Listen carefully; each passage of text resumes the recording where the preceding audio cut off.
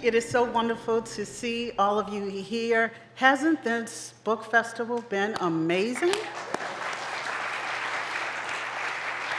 It has been incredible. Packed rooms, I'm told, and from what I've seen as I was coming, even the weather will not deter people from coming out. And I'm so glad that all of you could be here. I see lots of friendly faces and friends and family in the audience.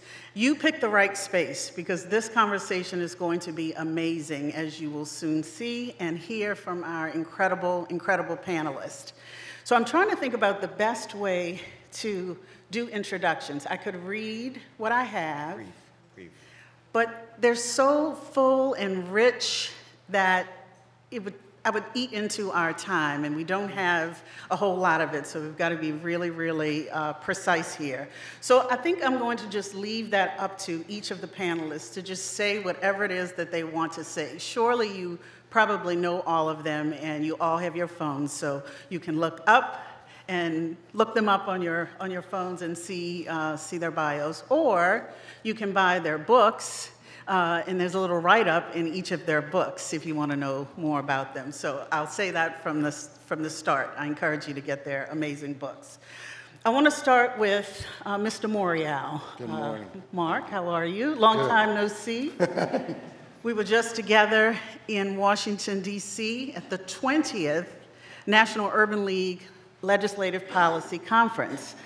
We had Urban League affiliates from across the country, nearly 700 people in attendance, all talking about issues that I think are very relevant to this conversation. And so with that in mind, Marc, I'd love it if you would kind of set the stage for us. We're talking here today about philanthropy, where it is today, where it should go in the future, how to turn the ship, as the panel is described. And so in order to turn the ship, we have to really know where we are. And so if you would, Marc, would you set the stage for us? Yeah, first of all, Judy, thank you very much. And good afternoon.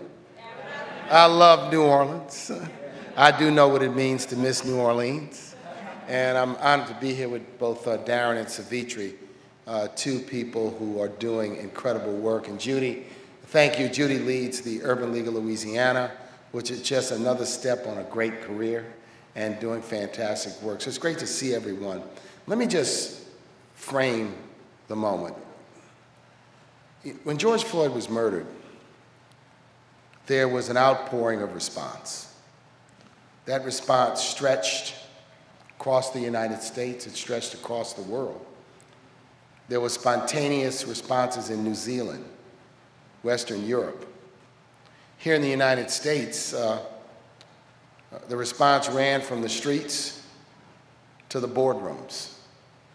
It was in suburban America, urban America, big towns, small cities, an outrage at what people saw with their own eyes. They saw a murder, an injustice. They needed no interpreters, no leaders to interpret, no media to interpret. And that's why the response was so powerful, swift, authentic, and a sense of outrage took place.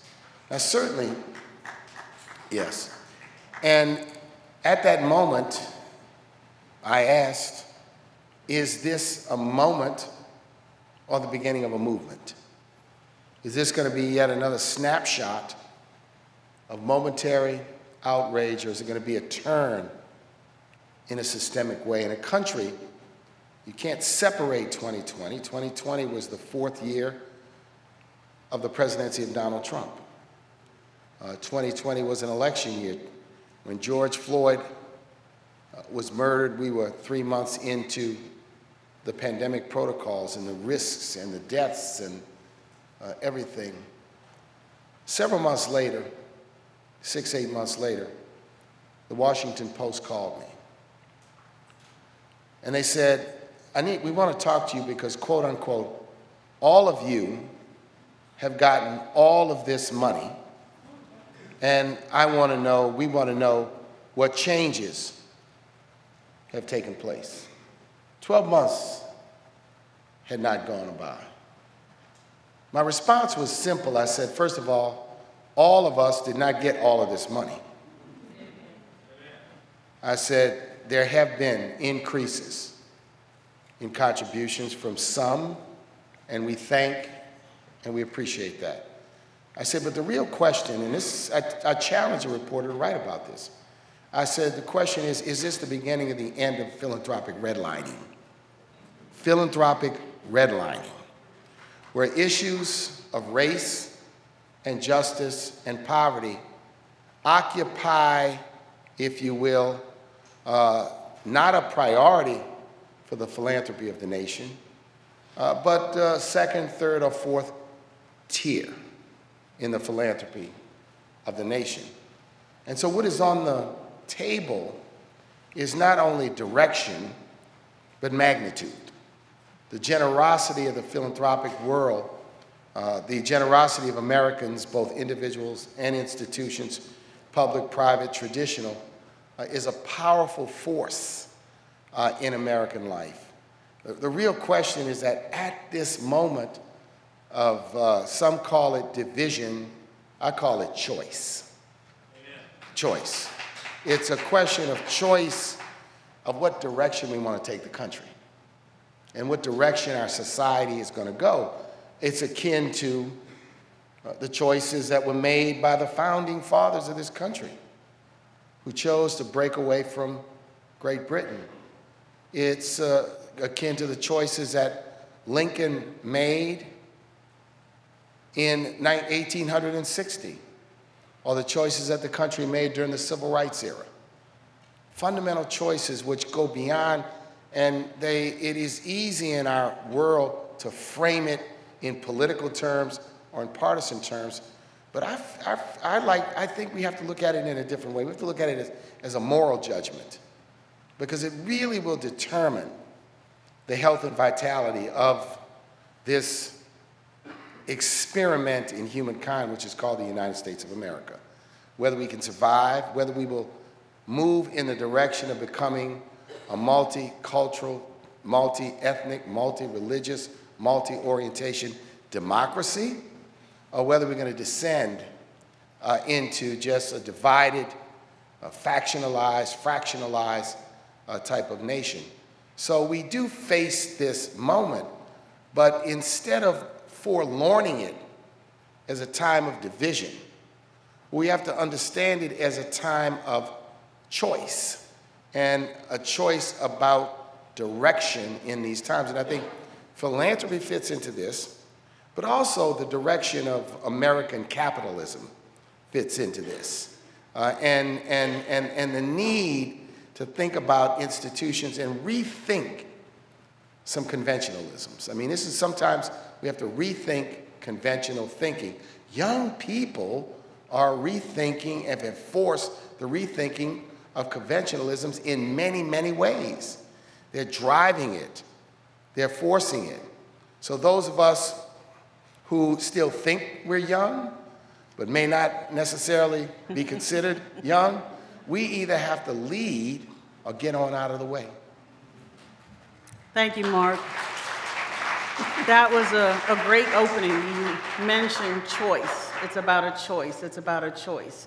And we are so honored to have someone here who has made a choice. I don't know why he's looking that way. He should be looking at me, because I'm talking about you. You have made an historic choice to lead one of the country's largest foundations, philanthropic organizations. Darren, would you talk to us about what you're doing at the Ford Foundation and give us a little peek into your book that is coming out at the end of this month, From Generosity to Justice? I just absolutely love that title. Would you talk to us a little bit about it? Great. Thank you very much. I'm really honored to be back in this amazing, magical place called New Orleans. It's a native Louisiana, and it's great to be home. My book is about the arc of philanthropy in America, beginning with Andrew Carnegie, who wrote a seminal essay in 1889 called The Gospel of Wealth, in which he laid out the principles of what have become the guiding principles of American philanthropy. And in this essay, he talked about charity and generosity. He espoused the views of giving back. Indeed, Andrew Carnegie popularized the term giving back, this notion that men like him, who amassed tremendous wealth, would at some point late in life decide to give back. And so I was, in looking at that book, struck by his full acceptance of inequality. He said that inequality was a natural product of the God-given talents men like him and Rockefeller and Mellon and Morgan and the others were given. And the choice was just simply what to do with that bounty. And so he didn't question the Carnegie libraries that he was so proud of that were built across America, the fact that the Negro Carnegie libraries had secondhand books, were often of lower quality, and that this was just normative to him.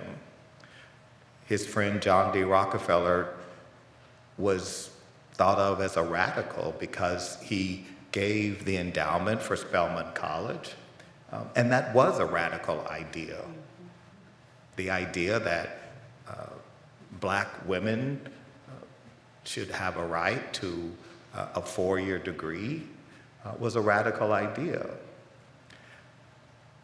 And he gave the money to Spelman, but he didn't think that those young black women should be going to Wellesley and Smith with his daughters. And so I was inspired as I looked for guidance when I became president of Ford Foundation by a very brief essay that Dr. Martin Luther King wrote in 1968, a few months before he was murdered. And in it, he said the following about philanthropy. Philanthropy is commendable, but it should not allow the philanthropist to overlook the economic injustice which makes philanthropy necessary. And so what Dr. King was saying was something else. Dr. King was challenging the philanthropists. Carnegie and Rockefeller and the gospel of wealth was about making the wealthy feel good, about giving away, giving back, their generosity, their charitable instinct. What Dr. King was saying was the purpose of justice ought not to be just about generosity and charity, but must also be about dignity and justice. And what he was doing was demanding that the philanthropist interrogate his own culpability and complicity in creating the very problems his foundations were now missioned to fix. And so it's a different idea, and my book is based on this notion that the wealthy, the privileged, must get uncomfortable, in the words of Congressman John Lewis, in order to engage in social justice philanthropy. And that's a different exercise, that's a different way of organizing and conceptualizing your work. And at Ford, what that has meant for us is one, a focus on our mission, which is in part to strengthen democracy and to look at what is harming our democracy in this country. We identified a number of things, but among them was inequality, growing inequality, because inequality is harmful to a democracy, because it asphyxiates hope. And a hopeless society and a hopeless people will do desperate things, as we see all around the world. And so in analyzing this issue of inequality, we had to interrogate, where does inequality find itself most in America? And what the data are really clear about is the communities that experience the greatest inequality are the communities that have always experienced. Black folks, people with disabilities, people in rural areas, the LGBTQ Americans, women and girls, especially Black and brown women and girls, and to say, all right, that's who we're going to work and prioritize. So when we talk about equity in our grant making, it means that a greater amount of our grant making is going to be going to organizations that are indeed supported, led by, governed by people of color and the communities closest to the challenges we're trying to solve. That is a perfect segue, perfect segue. Thank you. Perfect segue to Sevetri Wilson. She is an example of what you just described. Sevetri, tell us about yourself and about your company, and in your book, Resilient, you speak about the role of philanthropy and how philanthropy can help to advance equity. Tell us what your thoughts are. Absolutely. Well, I first want to start by just saying how lucky of me to be able to stand on the shoulders of giants. And each of you have influenced my own leadership style in so many ways. So thank you for having me here with you today, and for you all being here with us today. And so my journey, and I'm going to start where I was introduced to philanthropy. I grew up in rural Louisiana, in Hammond, Louisiana, about 50 minutes to an hour outside of New Orleans. I had family members, and my mother was from New Orleans, my father was from Hammond, and I grew up on what some people might consider a modern day compound, where my grandmother had a very small house with a tin roof, and now each of her children also still have land around her homes, and really small homes around it. So I grew up with a lot of love and support, but I also was a first-generation college student. I realized in high school really early that my mother was not going to be able to afford to put me through college. And so I started really aggressively applying for various scholarships, one of which was the Bill and Melinda Gates Scholarship. And it truly changed the trajectory of my life, right? And so you think about how philanthropy and philanthropists, some of the largest in the world, can play that part on the lives of youth. And many people will say, you know, Sevetri, how do we replicate what happened to you to others, right? How do we recreate that? A Black woman coming from the rural South. And so my first introduction to philanthropy was when I was truly 18 years old. And so when I launched my first company, Solid Ground Innovations, we were doing something that was already close to me, nonprofit management and consulting.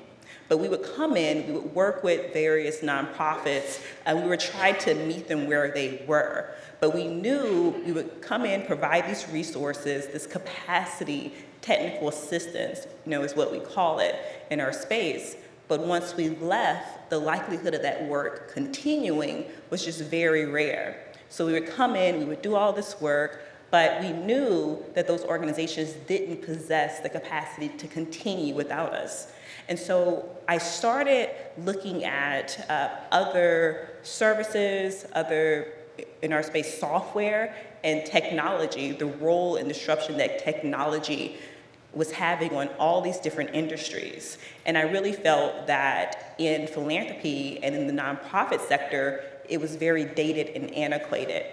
Now, here I am, Black woman from the South, a non-technical founder, right? I didn't go to college to get a computer science or engineering degree. But I had this idea and vision that I could utilize technology to disrupt our space in a way that helped us advance our work, that helped us create innovative solutions, and then also allowed us to scale impact via technology. And the role that nonprofits played was critical because nonprofits would help us get to the most hard to reach areas and places where the groups and communities that needed services were. So how could we work in tandem and together in partnership to deliver on all of these promises and these commitments and these goals that we were all working so hard to accomplish? And so my career to date over technology and in building my current company, Resilia, a technology startup which is truly innovating and creating the next generation of tech for good software for nonprofits and philanthropy, is a full circle moment, right, for me in my life and what we have built.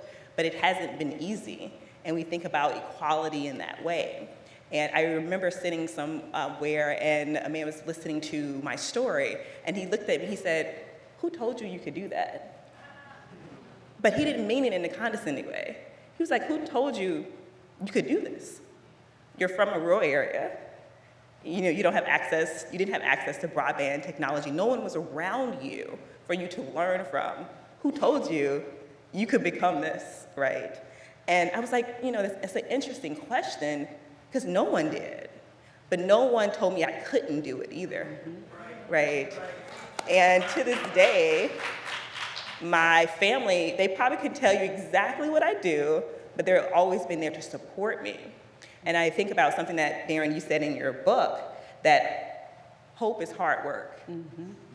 And for me, coming from a rural area, when you do have hope, and you have so much hope, and you have the obstacles and barriers and inequality in your way, you have to work that much harder.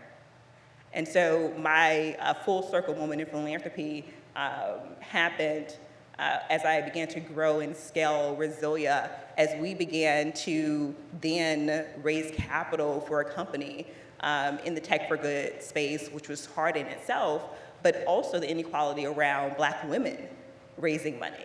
Because I was penalized for being a woman, I was penalized for being Black, and I was penalized for saying, I'm gonna build in the South, right? I'm gonna build where I came from. I'm gonna build here in New Orleans. And I wanna hire people here. I love the fact in your book, you are known as a triple threat, really. Yes. Right, for being young, for being Black, and for being a woman. Yes. And from the South. And from the Because South. no, let's be clear. It's just not supposed to happen, right? I mean, and I Not think many just of from the people- South, from Louisiana. Yeah, Well, let's get into more specific. But, I Gumbo think, but Coalition. again, I think part of the brilliance is that she, as a businesswoman, understood that there was market failure. She may not have known that term at the time, but she knew there was a market failure and a market opportunity.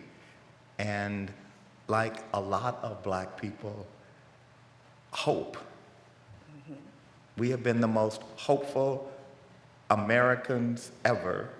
Yes. No people are more hopeful and more believing in this country over its history, even when it did not believe in us, than Black Americans. And so sometimes I am deeply offended when our patriotism and our commitment to the fidelity of the words in that Constitution are questioned when I look over the arc from Phyllis Wheatley to Ida B. Wells to Fannie Lou Hamer and say, these Americans believed in this country, even when it didn't believe in them, and they knew they would not find justice in their lifetime, but they continued to be hopeful. And that's why what you're doing stands on their shoulders, and as they did, defy expectations of what a Black woman could do. So I want to tell you all how I met Sevetri, because this is an interesting story. So I still read newspapers. And I read a lot of newspapers. Right? There are many people in the audience who are very happy about that. And I subscribe to about 25 black newspapers, 25 of them. And whenever I meet another publisher, I say, give me a subscription. And I read them and stand next to my recycling bin. I read them, I rip things that are interesting, and I put the paper in the recycling bin. So a few years back, I was reading the Louisiana Weekly, and there was this wonderful profile piece on Sevetri, and it caught my eye. I pulled it out, and I still write letters. So I decided to just write her a letter which just complimented her, because I was struck by her story and by this wonderful profile, and said, hey, if there's a chance to connect. And we had an opportunity to meet, and I was just so impressed, because she's built a company the way Gates and Jobs build companies, with an idea and with venture funders who decided they would take a risk on her as a black woman from Louisiana in this period of time. So I say that because there are many Sevetris out there, and there are many Sevetris in the waiting, and we have to not, traditional thinking, and this is one of the essences of institutional racism, is that one thinks that they don't exist. And I always call it the Alice in Wonderland moment. You got to be willing to walk through the looking glass and discover what you don't know, and discover a world you don't know, or people you don't know. And one of the powers of these types of gatherings is, can we all expand our horizon? Can we all expand our perspective? Can we all, even as we all believe ourselves to be smart people and know a lot of people, there's a tremendous amount and tremendous numbers of people we don't know. So thanks to Louisiana Weekly, we got an opportunity to meet, but I encourage everyone to encourage young stars, young risers. Sometimes just a little bit of encouragement. Sometimes interesting connections are made. You know, we all have the opportunity, I call it, to lease, rent our Rolodexes to other people, right? And many of us are where we are because people leased and rented their Rolodexes. Absolutely. They connected us to someone they knew. Sometimes magic happens, sometimes nothing happens. But we need to be able to do that if we're going to encourage and be intentional about encouraging people and supporting people like Sevetri, because I'm so impressed that, you know, when she, you know, hit a round of funding, I just said, hey, said, I'm raising my next round. I said, who can I introduce you to? Who do you need to know? If I can introduce you, I'll introduce you. If I can put in a good word, I'll put in a good word. If you need me to twist an arm, I'll twist an arm. And you know, so I think she's such an incredible thing. And I just also want to say something about Darren Walker. I gotta say this because what you have to see is Darren Walker's influence beyond the Ford Foundation. Amen. The way in which his willingness to step out and redefine the foundation has inspired and encouraged others to think about it. Maybe some of them, Darren, aren't as bold as you are, but many of them are thinking as a result of your thought leadership. And I think that's important to understand how transformational leaders not only change the institutions they lead, but they impact and influence others. And Marc, I'm glad you said that, because your book gives 10 lessons about what leaders should be thinking about. I want to ask you a question. We'll shift just a little bit, because I know there are a lot of people here who want to know about the process of creating a book. You are leaders in your own respective areas, but you're not writers and authors every day. So I want to, in this question, have to give credit where credit is due, comes from my beautiful daughter, Grace, who is a writer. She's getting her MFA at the University of Iowa. She is a writer, but for people who are not writers all the time, how do you produce a book? What was your process? how did you decide what stays in the book, what makes the final cut? Let's start with Darren, then Marc, and then Sevetri. Well, if you're not a writer, get somebody to help you write it, which is what I did. I am very lucky because at the Ford Foundation, we have a pretty large communications team and a speechwriter, a lot of people who are great experts, and I leverage them. And so I'm an ideas person, and I am not like my friend Charles Blow. I am not able to both conceptualize and write beautifully. I can conceptualize beautifully, but I don't have time to write beautifully, or probably am not talented enough. And so I had someone who was really helpful with me as I had my, what I would call streams of consciousness that were incoherent and at times gibberish. But the underlying ideas that I wrote and that I outlined, I think then helped shape the book. And I find that I'm a believer in delegating.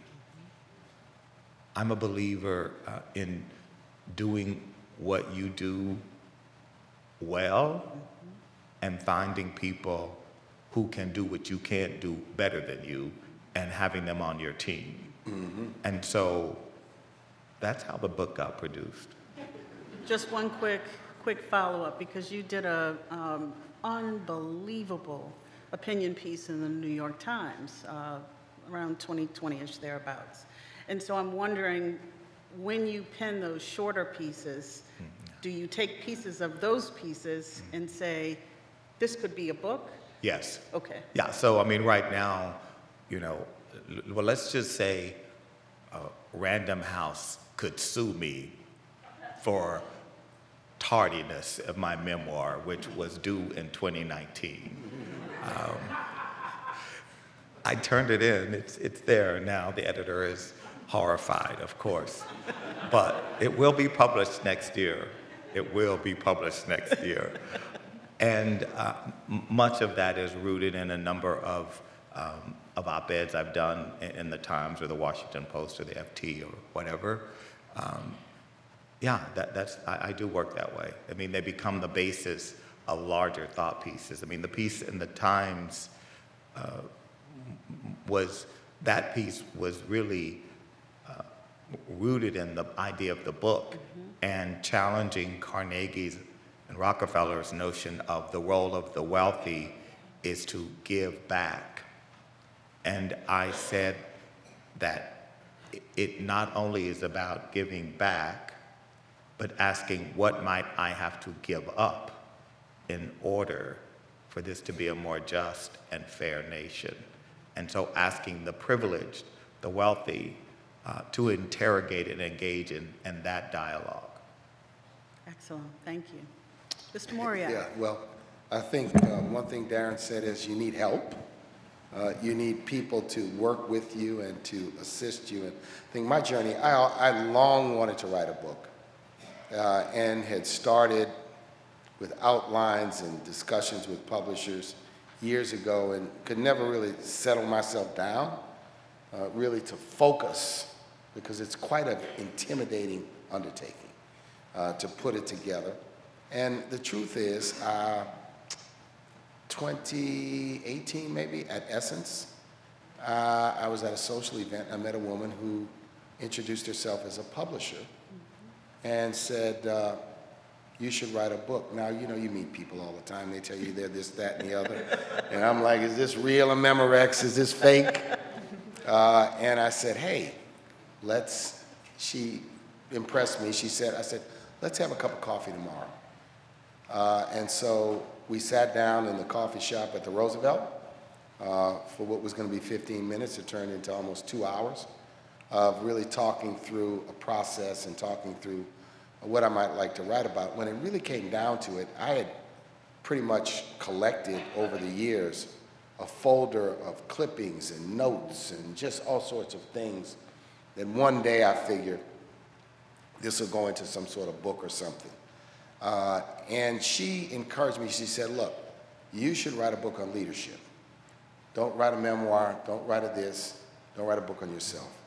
Write a book on leadership. So when it got down to it, I was charged and challenged to sit down and literally, and I did, put together an outline.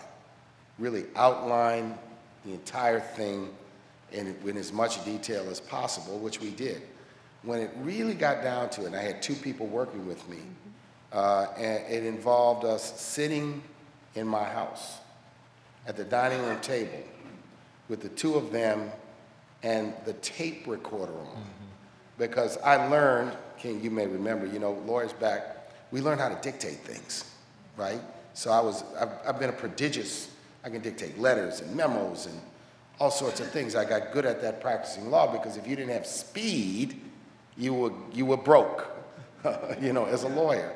And so I kept that and continued. So when it got down to it, I literally sat there and we went chapter by chapter. And I literally dictated out with them prompting me, prodding me, pushing me, and 2 people on a computer. And the whole goal was, she said, look, all we got to do is get 1 chapter written. Once we get 1 chapter written, you'll see how this is. Think about this as writing not a book, but writing 11 separate mini stories or short stories. She says, don't try to get your head around everything at once. Just take it piece by piece. And, you know, that was the process. But having professionals who write and edit working with you is really, really essential. Unless you are really, you know, my wife wrote a book. I watched her write a book. She's a writer. Yeah. She just sat there, you know, like, woof, man, wish I could do that, right? And she worked with somebody too, but I watched her, yeah, and I don't have the ability to do that, right? I could dictate at that speed, but I couldn't type at that speed. But I encourage people because, you know, think about it. A book is relatively inexpensive. I mean, you literally can buy a book for what you spend now at McDonald's or Popeyes. It's inexpensive and it's a keepsake and it's permanent and you know, it's a joy. It's actually a joy to read. So, you know, I enjoyed it, but having help, there's a process around it. I didn't have an agent, right? I worked directly with the publisher, and I was not motivated by money. Honestly, you want to make a few dollars, but it was more about telling a story and making a difference, and so I'm proud. My book's being used, I think, in 3 classes, including one at Harvard, one here at Tulane, and someplace else, right? And that was just, I didn't prompt that, I didn't sell that. It's just a professor calls me up and says, hey, we're using your book. Will you come speak to my class? So it's been exciting, and I encourage others to do it, to just tell your story, or tell whatever story you want to tell. Absolutely. So I also didn't have an agent, and I wasn't looking to write a book, but after the murder of George Floyd, a woman by the name of Jeanne Mosley, who is at Wiley, she actually was not only moved in the work that she was doing at Wiley, but it was because of the social justice unrest and what was happening around the country that she said, I have to do more. I've been at Wiley for almost 20 years. I have to do more. And so she decided to make it her mission in which she would leave Wiley getting more Black women who were business owners and leaders in the business space on bookshelves. And she was speaking with another woman who was publishing a book with her, a good friend of mine, Amber Cabral, and she works more in the DEI space on the corporate level. And she was like, I'm trying to find a Black woman in business, or specifically if it was tech. She's like, oh, I have the perfect person for you. And she made the introduction, and we were having a conversation about my story and what I was building. And she was like, I would love to make, like right there on the phone, she was like, we would love to put together a book deal and offer it to you. And at first I thought, oh, my investors, they're not gonna want me to write a book. They're like, this is gonna be a big distraction. And they were actually the opposite. They're like, no, you should write a book. And so I really talk in my book a lot about my journey in bootstrapping my first company and then raising venture capital in the second company, and particularly being now the most funded venture-backed, women-led company right now in Louisiana, so ever. And so I talk about that in the book.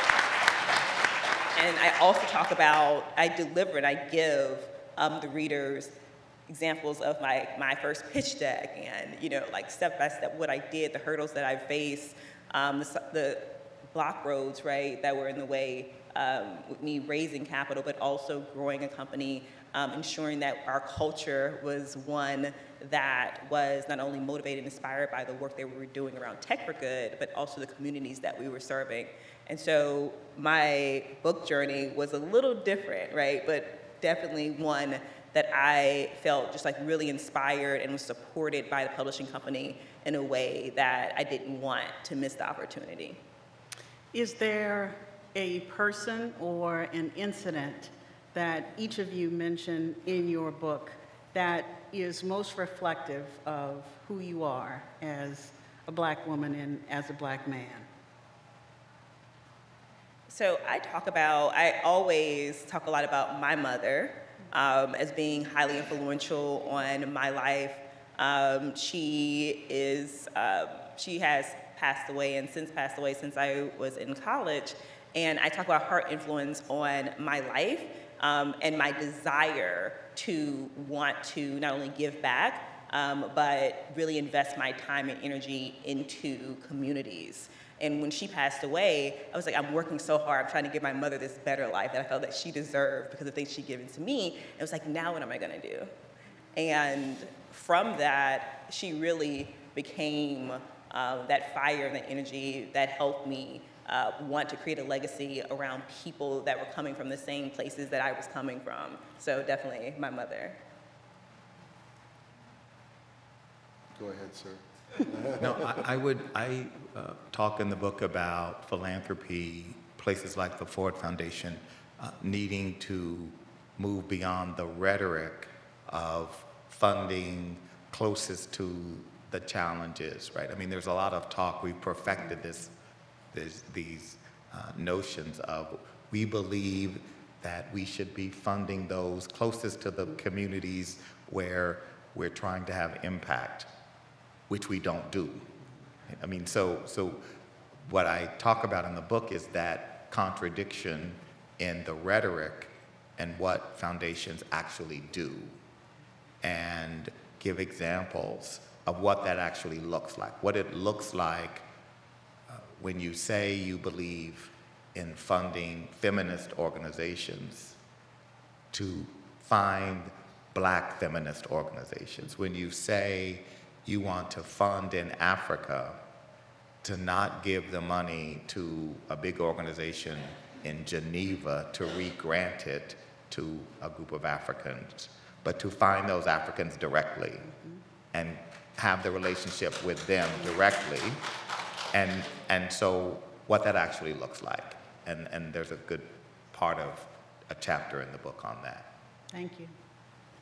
Marc? You know, I'm going to tell a little story because it had an impact on a choice I made, early in my career. I went away to UPenn, and then I went to Georgetown University Law Center. Then I came back to New Orleans and joined a downtown law firm. I'm not going to use any names. At that time, I think I was the 5th or 6th African-American lawyer that had been hired at any one of these, let's say, top 50 law firms in New Orleans.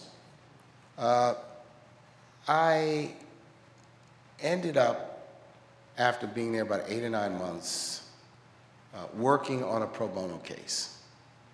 And this was a law firm that didn't take a lot of pro bono cases, and this happened to be a pro bono criminal case. And there was a senior lawyer, a more experienced lawyer than me, that had been an assistant U.S. attorney. He said, go work with him on this case. Ultimately, the case ended up on an evidentiary issue before the Louisiana Supreme Court. And therefore, I had an opportunity, I think I just turned 27, to argue before the Louisiana Supreme Court on a case which, if we won, would reverse about 40 years of precedent.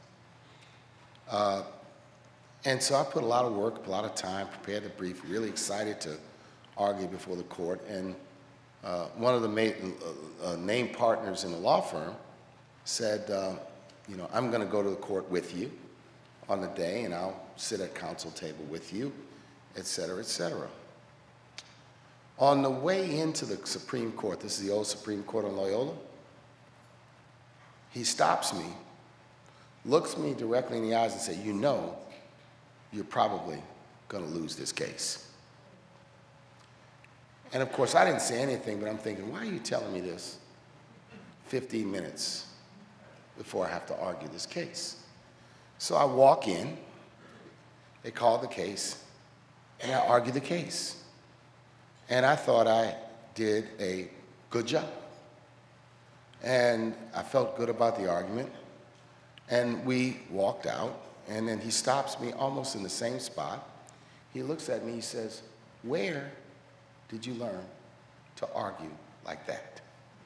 He says, I've never seen anybody your age make an appellate argument of that sort.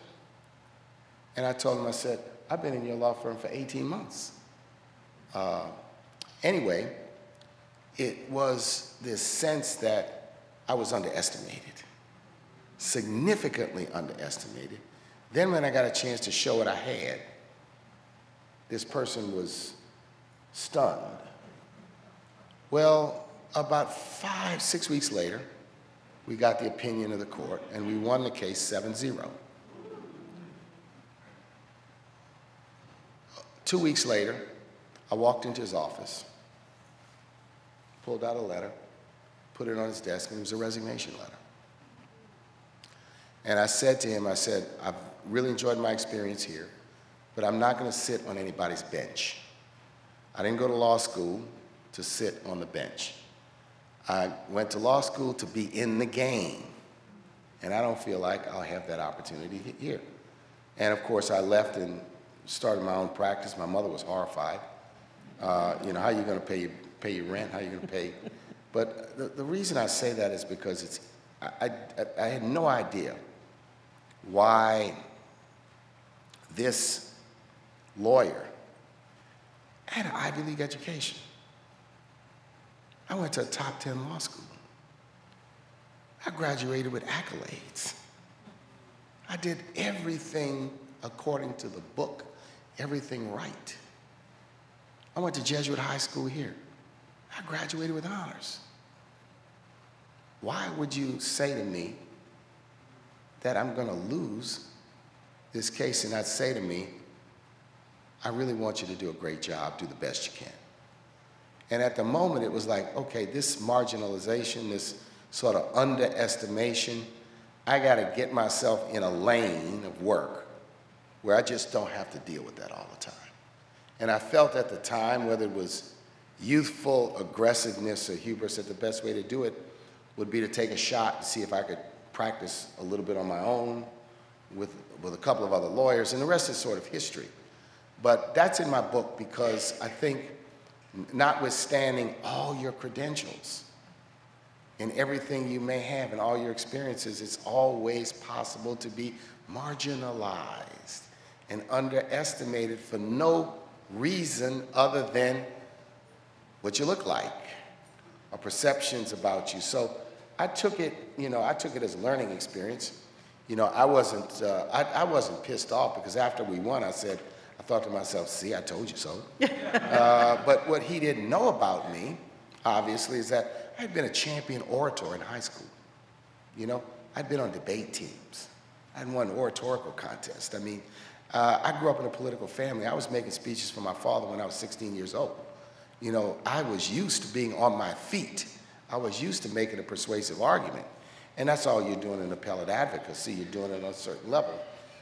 So we all tell stories, in our books and tell stories about ourselves personally. But I think, in this moment, what I hope in the post-George Floyd moment and the country sort of reckoning, they will recognize the incredible reservoir of talent in the Black community, the incredible reservoir of ability and savvy. And all people need is an opportunity and the chance to be treated equally and fairly. And I think that is what an important part of what this moment is all about. And I think we have gone over just by a few minutes, but the last thing that I want to say, I have the honor and pleasure of serving as the president and CEO of the Urban League of Louisiana, and every single day we are blessed with the opportunity to help families, to help career seekers, to help small business owners. I want to end with this last question to each of you. We started off talking about philanthropy and the promise of philanthropy based on everything that we've talked about today, and we could have gone on for hours, but I'd love to hear from each of you what you see as the promise of philanthropy when it moves from generosity to justice. It's an amazing title of this gentleman's book. What does it mean to you, Sevetri? So it means that philanthropy looks at the places that are most marginalized and brings those communities up. We often talk about at Resilia this idea of philanthropy deserts. We talk about, and much of your work is around southern communities and southern cities, which have historically been left out of many conversations when we think about philanthropy, outside of major events like Hurricane Katrina and others. But we have to ensure that we're reaching people wherever they are, and philanthropy has to be committed to working with others to do that. Thank you. Marc?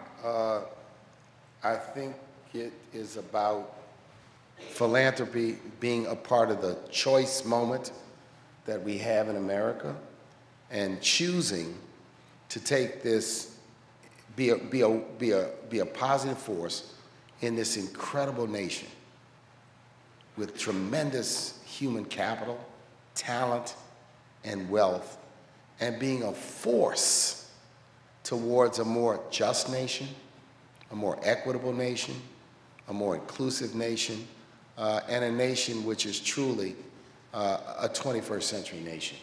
And to be a force for that. And Darren's insight on ameliorating the conditions that produce the need for philanthropy is something that bears a lot more thought, a lot more attention, and a lot more commitment. Thank you. Philanthropy, when it is at its best, is ensuring a very simple but noble idea that every person deserves to live a life with dignity, period. Ladies and gentlemen, Darren Walker, Marc Morial, and Sevetri Wilson, thank you so much for joining us this afternoon.